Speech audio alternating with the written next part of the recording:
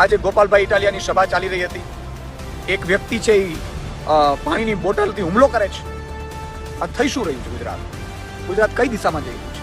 આમ આદમી પાર્ટીના નેતાઓ ગુજરાતની જનતા માટે આમ આદમી પાર્ટીને લડી રહ્યા છે, ગુજરાતની જનતાનો અવાજ બની રહ્યા છે, ગુજરાતની જનતાને જાગૃત કરી રહ્યા છે. એ ભાજપ અને એની માસીયાબેન કોંગ્રેસ સાખી નથી શકતી.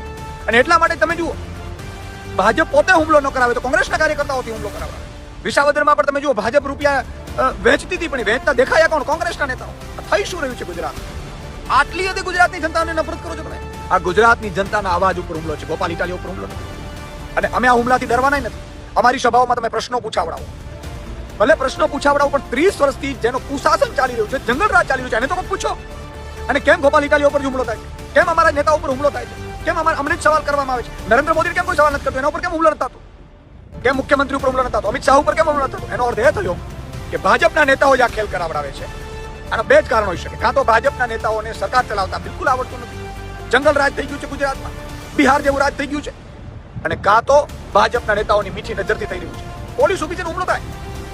આ હુમલો કરીને તમે એવું કહેવા માંગો છો કે અમે ડરી જશું, અમે ગુજરાતની જનતાનો અવાજ બનાવવાનો ડરી જશું? તમે હળદર કાંડમાં જે ખેડૂતો ઉપર અત્યાચાર કર્યો અને અમારા નેતાઓ ઉપર ખોટા કેસો કર્યા, જેલમાં પૂર્યા, શું અમે ડરી જવાના છે? અમે કેટલીક કિસાન મહાપંચાયતો કરી, આજે ગોપાલ ઇટાલિયા ઉપર હુમલો થયો છે, અમે ડરી જવાના છે? કોઈ ડરવાનું નથી. ગોપાલ ઇટાલિયા આમ આદમી પાર્ટીનો એક એક સૈનિક મજબૂતાઈથી બહાર આવશે, મજબૂતાઈથી ગુજરાતની જનતાનો અવાજ ઉઠાવશે. અને તમારામાં તાકાત હોય એટલા હુમલા કરાવી દેજો, તમારામાં તાકાત હોય એટલી જેલ કરાવડાવી દેજો, અને તમારામાં તાકાત હોય એટલા પ્રશ્નો પૂછાવડાવી દેજો. યાદ રાખજો, ગુજરાતની જનતા ઘોડી હોઈ શકે છે પણ અણસમજુ નથી. ગુજરાતની જનતા બધું જાણી રહી છે, તમારા નાટકો જાણી રહી છે. તમારા ઉપર હુમલા નથી થતા, અમારા ઉપર હુમલા થાય છે. ગુજરાતની જનતા નથી જાણી રહી, કારણ ગુજરાતની જનતાનો અવાજ દબાવવાની આ કોશિશ છે. આ ગુજરાતની જનતાનો અવાજ દબાવવાનું ષડયંત્ર છે. પણ અમે આ હુમલાથી ડરવાના નથી, રોકાવાના નથી. ગુજરાતની જનતાને કહે છે આ જે વ્યક્તિએ હુમલો કર્યો છે એને મુબારક, અમે કોઈ એની સામે ફરિયાદ નથી કરવાના. પણ એટલું જરૂર હું કહેવા માંગીશ, જે પ્રશ્નો પૂછવા આવે છે, હુમલા કરવા આવે છે, અમે તમારા દીકરાઓ માટે, એના ભવિષ્ય માટે લડી રહ્યા છીએ. અમે તમારા સંતાનો માટે લડી રહ્યા છીએ. ગુજરાતના ખેડૂત, મજૂર, શોષિત વર્ગ, આઉટસોર્સિંગ કર્મચારી, મહિલાઓ અને મોંઘવારી, ચારે બાજુથી જંગલરાજ, એ ગુજરાતના કુશાસનને હટાવવા માટે લડી રહ્યા છીએ. એટલે કદાચ કોઈનો હાથો બની અને તમે આમ આદમી પાર્ટી ઉપર હુમલા નથી કરતા, ગુજરાતની જનતાની આશા ઉપર હુમલા કરી રહ્યા છો.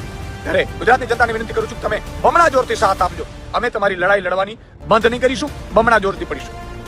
એટલે કોંગ્રેસ પાર્ટીની વિરુદ્ધ ક્યારેય હું કાંઈ નથી બોલી. અને જ્યારે મેં રાજીનામું આપેલું ત્યારે પણ હું કોઈ વિશે કાંઈ પણ બોલવા નથી માંગતી. પણ આજે જે કોંગ્રેસના કાર્યકર્તા જે પણ એમ કહે છે ને કે આ કોંગ્રેસમાંથી મારી પાસે આવે, હું બતાવું કોંગ્રેસનો સોશિયલ મીડિયા અત્યારે આ ભાઈ ચલાવે છે, છત્રપાલ, અને આ હલકાઈ વાળો માણસ એટલે કોંગ્રેસ પાર્ટીની વિરુદ્ધ ક્યારેય હું કાંઈ નથી બોલી. અને જ્યારે મેં રાજીનામું આપેલું ત્યારે પણ હું કોઈ વિશે કાંઈ પણ બોલવા નથી માંગતી. પણ આજે જે કોંગ્રેસના કાર્યકર્તા જે પણ એમ કહે છે ને કે આ કોંગ્રેસમાંથી મારી પાસે આવે, હું બતાવું કોંગ્રેસનો સોશિયલ મીડિયા અત્યારે આ ભાઈ ચલાવે છે, છત્રપાલ, અને આ હલકાઈ વાળો માણસ